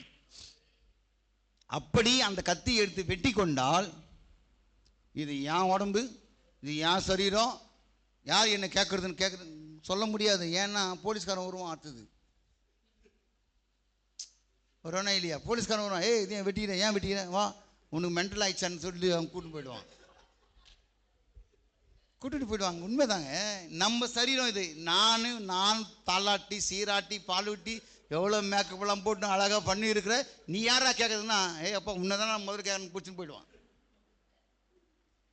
அல்லேலூயா. எதுக்கு நான் சொல்கிறேன்னா, அப்படித்தான் தேவனுடைய ஆலயமாக இருக்கக்கூடிய நம்முடைய ஆலயம் பரிசுத்தமானதை நாய்களுக்கு போடாதீர்கள் என்று சொல்லப்பட்டிருக்கிறேன். அப்போ தேவனுடைய காரியங்களிலே நாம் நம்மை ஈடுபடுத்திக் கொள்வோம். 1 பேதுரு கடைசியாக நான் சொல்லி முடிக்க விரும்புகிறேன். 1 பேதுரு 1 அதிகாரம் 16வது வசனம். 1 பேதுரு 1:16. 1 பேதுரு 1 அதிகாரம் 16வது வசனம். நான் பரிசுத்தர் ஆகையால் நீங்களும் பரிசுத்தராய் இருங்கள் என்று எழுதியிருக்கிறதே என்று சொல்லியிருக்கிறார்.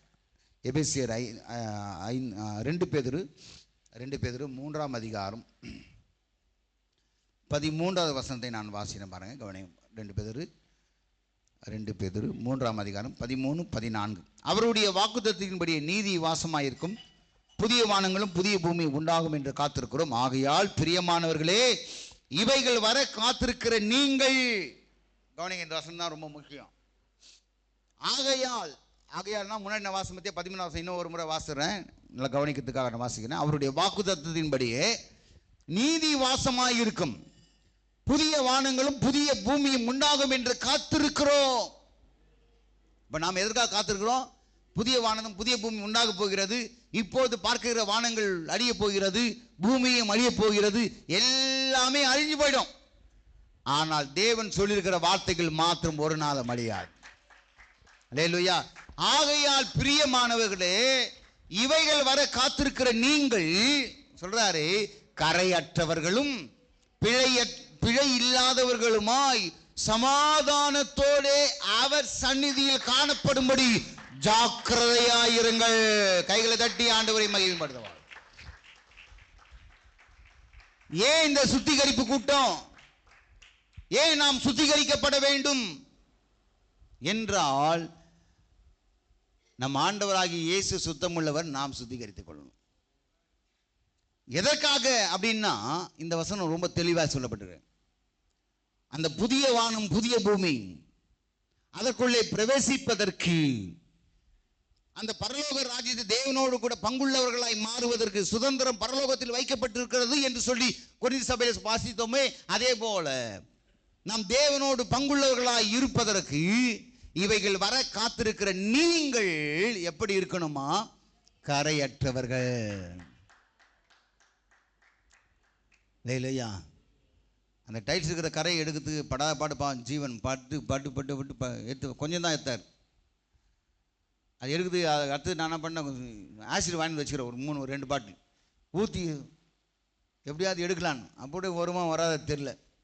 ஆமே, இங்கே சொல்கிறாரு, கரையற்றவர்களும் பிழை இல்லாதவர்களுமாய். ரொம்ப முக்கியம். 3வது, சமாதானத்தோடே அவர் சந்நிதியில். அப்படின்னா அர்த்தம் என்ன? தேவாலயத்தில் வரும்பொழுது நாம் சமாதானத்தோட கூட தான் வரணும். இங்க வந்து கசப்பு, விரோதம், பகைகள், இன்னொருத்தர் குறித்து பேசுறது, இன்னொருத்தர் குறித்து காரியங்களை சம்பாஷிப்பது இவைகள் எல்லாம் இருக்கக்கூடாது. இதுதான் பிழை. பிழை. அல்லேலூயா. இப்படிப்பட்ட பிழையை நாம் செய்வோமானால் இந்த சந்நிதியிலே, தேவனுடைய சந்நிதியிலே, ஏன்னா நீ தப்பா நினச்சிக்காதீங்க. கட்டணும்னு சொல்லிட்டு கட்டுறது நான் சொல்லலை. எப்போதுமே கட்டிடத்தை குறித்து பேசுகிறவன் அல்ல, நம்மை குறித்து நான் சொல்லுகிறேன். கூடுகிற இடம்தான் தேவ சந்நிதி. நமக்கு ஆண்டவர் ஒரு மணி எல்லா விசுவாச மக்களும் உதவி செய்தாங்க, சபை கட்டியிருக்கோம், அவ்வளோதான். நம்ம புங்க மரத்தடியில் கூடினாலும் அது வாசஸ்தலம் தான்.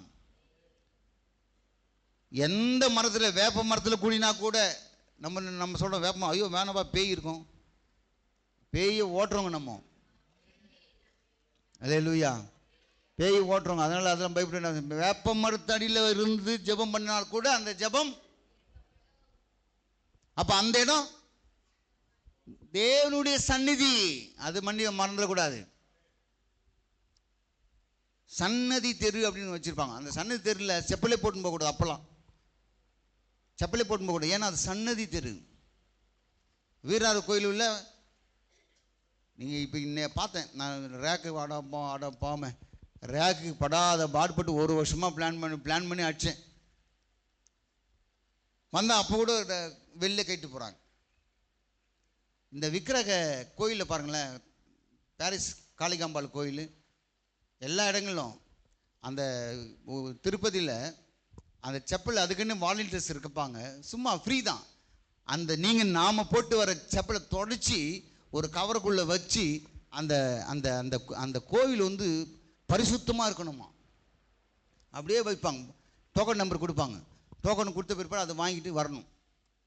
உலகத்தானுக்கு இருக்கக்கூடிய பக்தியும் ஒழுக்கமும் இன்றைக்கு நம்மிடத்தில் இல்லை.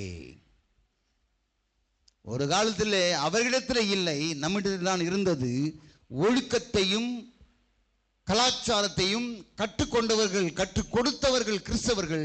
இன்றைக்கு அந்த நிலைமை மாறி இன்றைக்கு தலைக்கீழாய் போய் கொண்டிருக்கிறது. ஒரு ஒழுக்கத்திற்குள்ளாய் வரணும் தான் பல ஆயிரங்களை செலவு செய்து அந்த ரேக்கை அடிச்சிருக்கோம். ஏன்னா தேவாலயத்தில் வரும்போது, தேவனுடைய சந்நிதியில் வரும்பொழுது நாம் பரிசுத்தமாக இருக்க வேண்டும். அல்லேலூயா. ஒருவேளை அங்கே கூட இப்போ நிறைய பேர் சேர மாட்டாங்க பார்த்தீங்களா, அந்த செப்பல் கூட அவங்க செப்பல் வச்சா என்ன, ஐயோ தீட்டு அப்படி சொல்லிட்டு இந்த மாதிரிலாம் பண்ணாதீங்க. ஆமென். அல்லேலூயா. அல்லேலூயா. பேட்டரி டவுன் ஆயிடுச்சு அப்படின்னா அர்த்தம் என்னன்னா, சீக்கிரம் முடிச்சுருங்க பாஸ்டர், போதும், கர்த்தர் நல்லவர். ஆகவே ஒரு ஒழுக்கத்திற்குள்ளாய் நாம் வரணும். அதுக்காக தான் தயவுசெய்து இப்போ புதுசாக வந்தவங்களுக்கு நான் சொல்கிறேன், வர ஞாயிற்றுக்கிழமை செப்பல் வரும்போது, இதை லியோபதி நேற்று பொறுப்பேற்றுட்டார். பாஸ்டர் நான் வேணா கைட்டு விட்டாவும் நான் எடுத்து வைக்கிறேன் பாஸ்டர் அப்படின்ட்டார். அதனால் வேணுன்ட்டு கைட்டு விட்டு போயிட்டாதீங்க. ஆமென். பரவாயில்ல பாஸ்டர் ஒரு ஆளை வச்சிட்டாரு அப்படியே கைட்டு ஜாலியாக போகலாம். இல்லை, நாமும் அந்த ஒழுக்கத்திற்குள்ளாய் வரணும். இன்றைக்கி 2 சகோதரர்கள் வந்தாங்க, பார்த்தாங்க, பரவாயில்லப்பா ரொம்ப நீட்டாக பிரதர், ரொம்ப அழகாக பண்ணிக்குது. இது மாதிரி இந்து கோயிலில் தான் நான் பார்த்துக்கிறேன், நிறைய கோயில்களுக்கு போயிருக்கேன். இன்றைக்கி கிறிஸ்தவ கோயில் நீங்கள் பண்ணிங்கன்னா ரொம்ப நல்லா இருக்குது, ரொம்ப பிரமாதமாக இருக்குது அப்படின்னார். அல்லேலூயா. அல்லேலூயா. ஆகவே அதில் நாம் ஒழுக்கத்திற்கு நேராக நாம் கடந்து வரும். நான் என்ன சொல்ல வரேன்னா, தேவ சந்நிதியில் வரும் பொழுது நாம் சமாதானத்தோடு கூட காணப்படணும். இதில் நீங்கள் ஜாக்கிரதையாக இருக்கணும். அல்லேலூயா. இதில் நீங்கள் ஜாக்கிரதையாக இருக்க வேண்டும்.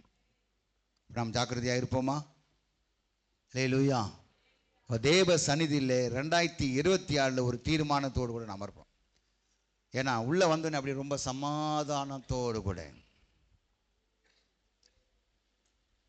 எல்லாரையும் பார்த்தா சோத்திரம் கண்டிப்பாக பண்ணணும். கனம் பண்ணுகிறதிலே முந்திக் கொள்ளுங்கள். ஒரு சில நான் பார்க்குறேன், எனக்கே சோத்திரம் பண்ண மாட்டேன்றாங்க, எனக்கே சோத்திரம் பண்ண மாட்டேறாங்க ஒரு சிலர்லாம். அல்லேலூயா.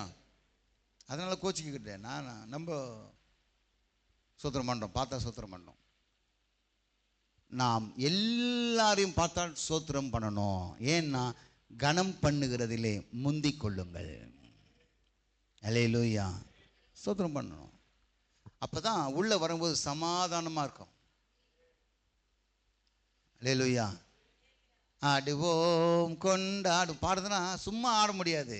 நம்ம சமாதானமா வந்தா தான் அது உள்ளத்தின் ஆழ்த்திலிருந்து ஆட முடியும். அல்லேலூயா.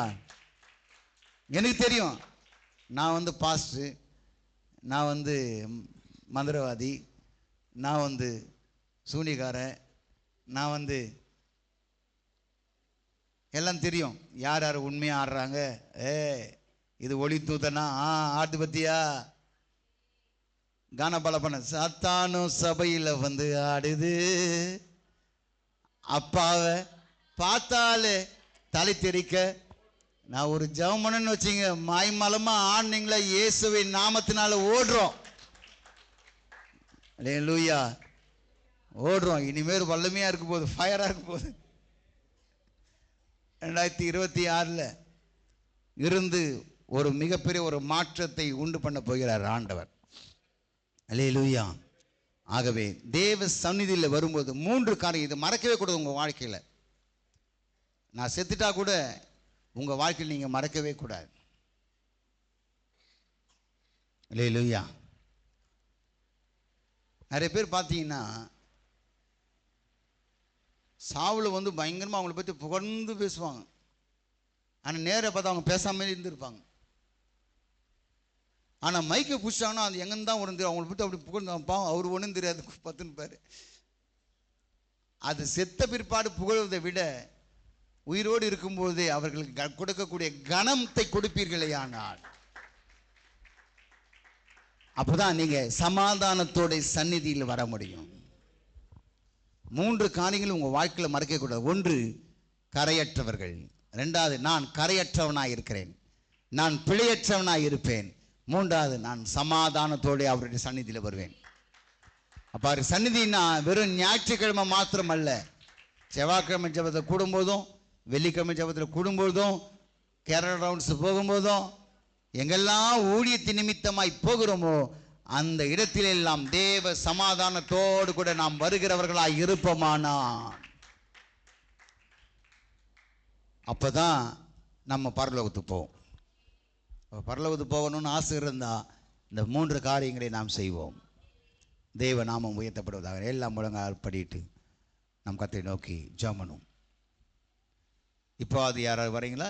இந்த வார்த்தைகள் யாரையாவது தொட்டு இருந்தால், யாரோடாவது பேசியிருந்தால், உங்களுக்கு பிரயோஜனமாக இருந்தால் முன்பதாக ஜெபிக்கலாம்.